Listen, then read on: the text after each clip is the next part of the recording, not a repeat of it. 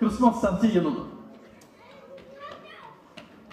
നമ്മൾ ഇന്ന് ജീവിക്കുന്ന ഈ യൂറോപ്പിലെ ക്രിസ്മസ് ആഘോഷ രാവുകളുടെ ഒരു പൂക്കാലം എന്ന് നമുക്ക് വിശേഷിപ്പിക്കാം. ആഘോഷ രാവുകളാണ്. ചെറുതും വലുതുമായ നഗരങ്ങളിൽ ഒട്ടനവധി സ്ഥലങ്ങളിൽ ക്രിസ്മസ് ലൈറ്റുകൾ തെളിയുന്നു. യൂറോപ്പിന്റെ പരമ്പരാഗതമായിട്ടുള്ള ക്രിസ്മസ് മാർക്കറ്റുകൾ അങ്ങോളം ഇങ്ങോളം പ്രവർത്തിക്കുന്നു. അതെ, യൂറോപ്പിലെ ക്രിസ്മസ് ആഘോഷ രാവുകളുടെ ഒരു പൂക്കാലമാണ്. എന്നാൽ ക്രിസ്മസ് ചിന്തകൾ നമ്മെ കൂട്ടിക്കൊണ്ടു പോകുന്നത് നമ്മുടെ ബാല്യത്തിലെ ക്രിസ്മസുകളിലേക്കാണ്. ക്രിസ്മസ് വിളക്കുകളും പുൽക്കൂടുകളും ഒക്കെ വെളിച്ചം വിതറുന്ന കുളിരണിഞ്ഞ സന്ധ്യകളിലേക്ക്,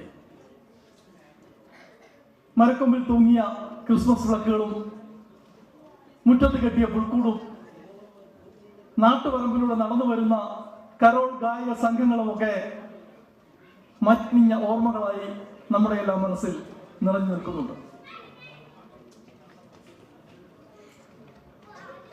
ക്രിസ്മസ് സന്ദേശത്തെ കുറിച്ച് ചിന്തിച്ചപ്പോൾ എന്റെ മനസ്സിലേക്ക് വരുന്നത് ഉണ്ണിയേശു പിറന്നു വീണ കാലിത്തൊഴുത്തും ആ കാലിത്തൊഴുത്തിനെ വലയം ചെയ്യുന്ന ദൈവത്തിന്റെ വലിയ കാരുണ്യവുമാണ് എക്കാലത്തെയും ഏറ്റവും വലിയ ക്രിസ്മസ് സന്ദേശം. നമ്മൾ കേട്ടിട്ടുണ്ട് വളരെ ബഹുമാന്യനായ ആത്മീയ ഗുരു ബോബി ജോസ് കപ്പുച്ചനെ കുറിച്ച്. ബോബി അച്ഛന്റെ വാക്കുകളിൽ, എല്ലാ സത്രങ്ങളും കൊട്ടിയടയ്ക്കപ്പെട്ട രാത്രിയിൽ ഇടം തേടി അലഞ്ഞ ഒരു പുരുഷന്റെയും നിറവയറുമായി നിന്ന അവന്റെ പെണ്ണിന്റെയും കഥയാണ് ക്രിസ്മസ്. എല്ലാ സത്രങ്ങളും കൊട്ടിയടിക്കപ്പെട്ടപ്പോഴാണ് തുറസായ സ്ഥലത്ത് തുറസായ ഒരു കാലിത്തൊഴുത്ത് അവർ കാണുന്നത്. അദ്ദേഹം കൂട്ടിച്ചേർക്കുന്നു, കാലിത്തൊഴുത്തിൽ അല്ലായിരുന്നു പിറന്നതെങ്കിൽ നമുക്കിന്ന് പരിചിതനായ ക്രിസ്തു ഉണ്ടാകുമായിരുന്നില്ല. കാലിത്തൊഴുത്തുകൾ ദാരിദ്ര്യത്തിന്റെയും ഇല്ലായ്മയുടെയും പ്രതീകമാണ്. എന്നാൽ തല ചായ്ക്കാൻ ഒരിടമില്ലാത്ത മനുഷ്യന് കാലിത്തൊഴുത്തുകൾ പോലും കരുതലിന്റെയും കാരുണ്യത്തിന്റെയും ചേർത്ത് പിടിക്കലിന്റെയും പർദീസകളാകുന്നു എന്ന വലിയ സാമൂഹിക സന്ദേശത്തിലേക്ക് ക്രിസ്മസ് നമ്മെ കൊണ്ടുവന്നെത്തിക്കുന്നു. ഞാൻ അവസാനിപ്പിക്കുകയാണ്. പുതുവർഷത്തെ വരവേൽക്കുവാൻ നാം ഒരുങ്ങുമ്പോൾ നാം ജീവിക്കുന്ന ഈ യുകെയുടെ മാറുന്ന സാമൂഹ്യ രാഷ്ട്രീയ സാഹചര്യങ്ങളെ കുറിച്ച് കൃത്യമായ അവബോധമുള്ളവരായി നാം ഇരിക്കേണ്ടതുണ്ട്. നമുക്കറിയാം, വിഭാഗീയതയുടെയും വെറുപ്പിന്റെയും ഒക്കെ വളരുന്ന ശക്തികൾ നമുക്ക് ചുറ്റുമുണ്ട്. എന്നാൽ നാം വന്ന രാജ്യം ഏതാണെന്നോ, നമ്മുടെ നിറം എന്താണെന്നോ, നമ്മുടെ മതം എന്താണെന്നോ നോക്കാതെ നമ്മെ ചേർത്ത് പിടിച്ച ബഹുഭൂരിപക്ഷം വരുന്ന ഈ ബ്രിട്ടീഷ് സമൂഹത്തോട് ചേർന്ന് നിന്നുകൊണ്ട് ഈ രാജ്യത്തിന്റെ പുരോഗതിക്കായി പ്രയത്നിക്കുവാൻ, കൂടുതൽ പ്രതിബദ്ധതയോടെ പ്രവർത്തിക്കുവാൻ 2026 നമുക്ക് സാധിക്കട്ടെ എന്ന് ആശംസിച്ചുകൊണ്ട് ഒരിക്കൽ കൂടി ക്രിസ്മസിന്റെയും പുതുവത്സരത്തിന്റെയും മംഗളങ്ങൾ ഹൃദയപൂർവ്വം ആശംസിച്ചുകൊണ്ട് ഞാൻ നിർത്തുന്നു. നന്ദി.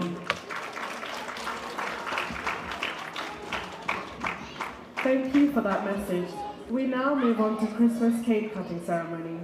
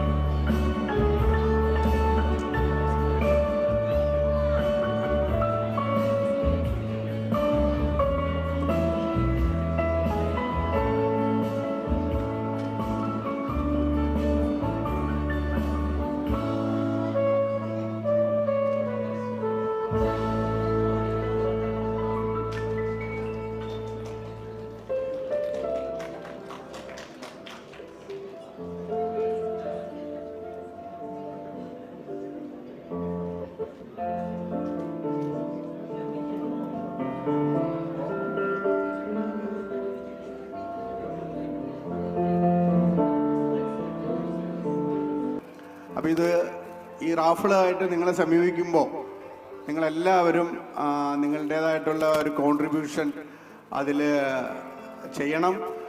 കാശില്ല, കയ്യിൽ പൈസ ഇല്ല എന്നോർത്ത് വിചാരിക്കേണ്ട. നമ്മുടെ ട്രഷറർ കാർഡ് മെഷീനൊക്കെ ആയിട്ടാണ് ചിലപ്പോൾ വരുന്നത്. കാർഡ് മെഷീൻ ഉണ്ട് അദ്ദേഹത്തിൻ്റെ കയ്യിൽ. അപ്പോൾ നിങ്ങൾക്ക് കാർഡ് ടാപ്പ് ചെയ്യാം. അപ്പോൾ ഓർക്കുക, BMCയുടെ ഈ ധനപരമായ ചെലവിലേട്ടാണ് ഈ ഒരു റാഫിൾ നമ്മൾ ക്രമീകരിച്ചിരിക്കുന്നത്. അപ്പോൾ എല്ലാവരും സഹകരിക്കുക. ഇപ്പോൾ റാഫിളിൻ്റെ ഔദ്യോഗികമായിട്ടുള്ള ഉദ്ഘാടനം ഇവിടെ നടത്തപ്പെടുകയാണ്. അതിനുവേണ്ടി റാഫിളിൻ്റെ ഉദ്ഘാടനം നടത്തുന്നതിന് വേണ്ടി എത്രയും പ്രിയപ്പെട്ട സെബിൻ വർഗീസിനെ ഞാൻ വേദിയിലോട്ട് ക്ഷണിക്കുന്നു. ആദ്യ റാഫിൾ ടിക്കറ്റ് ഏറ്റുവാങ്ങുന്നതിനായി നമ്മുടെ BMCയുടെ മെമ്പറായ ശ്രീ CA ജോസഫ് അവർകളെ വേദിയിലോട്ട് ക്ഷണിക്കുകയാണ്. ജോസഫ് ഏട്ടനൊന്ന് വേദിയിലോട്ട് വന്നാൽ നമ്മുടെ ആദ്യത്തെ റാഫിൾ കൂപ്പൺ ഏറ്റുവാങ്ങിക്കൊണ്ട് ഈ വർഷത്തെ റാഫിളിൻ്റെ ഉദ്ഘാടനം ഇവിടെ നടത്തപ്പെടുകയാണ്. എല്ലാവരും ഒന്ന് കൈയടിച്ച് പ്രോത്സാഹിപ്പിക്കാമോ? എനിക്ക് വേണം ജോസഫിൻ്റെ വരവ് കണ്ടിട്ട് 50 ടിക്കറ്റും ജോസഫിന് എടുക്കുമെന്ന് എന്നോട് പറഞ്ഞേക്കണേ. ഒരു 50 എണ്ണം കീറി കൊടുത്തേരെ സെബിനെ. 1 രൂപയാണ് ഒരു ടിക്കറ്റിൻ്റെ വില. ജോസഫിനൊക്കെ എങ്ങനെ 50 കുറഞ്ഞ് എടുക്കണേ? 2 ആണോ? എത്ര? 1 പൗണ്ടാണ് 2 പൗണ്ടാണ് ടിക്കറ്റിൻ്റെ? 2 പൗണ്ടാണ്. ഒരു കൂപ്പൺ 2 പൗണ്ടാണ്. അപ്പോൾ ജോസഫേട്ട കാശ് ഔദ്യോഗികമായിട്ട് ആ ട്രഷറർ കയ്യിലോട്ട് കൊടുത്തിട്ട് വാങ്ങിച്ചു ഏതായാലും. അതെ, 20 പൗണ്ടാണ് ജോസഫേട്ടൻ. ജോസഫേട്ടൻ നിറഞ്ഞ കൈയടി കൊടുത്തു എല്ലാവരും.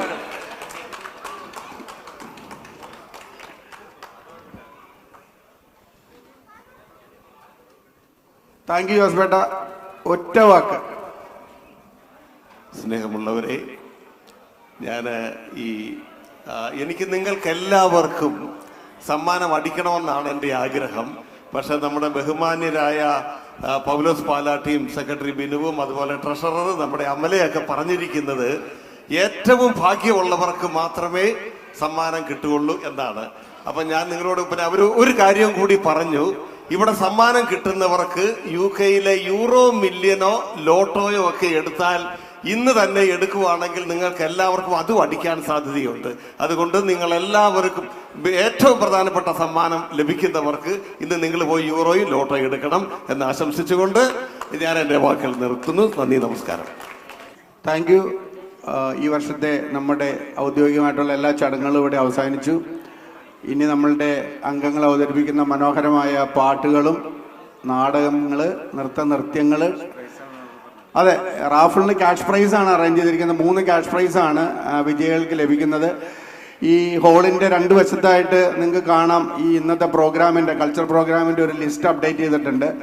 അപ്പോൾ അത് പ്രകാരമായിരിക്കാം പ്രോഗ്രാം പോയിക്കൊണ്ടിരിക്കുന്നത്. നിങ്ങളെല്ലാവരും അതൊന്ന് നോക്കി കോസ്റ്റ്യൂമൊക്കെ ചേഞ്ച് ചെയ്യേണ്ടവരുണ്ടെങ്കിൽ അത് ചേഞ്ച് ചെയ്യാനൊക്കെ ആയിട്ട് ശ്രമിക്കുക. കാരണം നമ്മൾ ഒത്തിരി ലേറ്റായിട്ടാണ് പോയിക്കൊണ്ടിരിക്കുന്നത്. അപ്പോൾ അതുകൊണ്ട് നമുക്ക് ഒട്ടും ലാഗില്ലാതെ തന്നെ നമുക്ക് എല്ലാ പരിപാടിയും സമയത്ത് തീർക്കേണ്ടതുണ്ട്.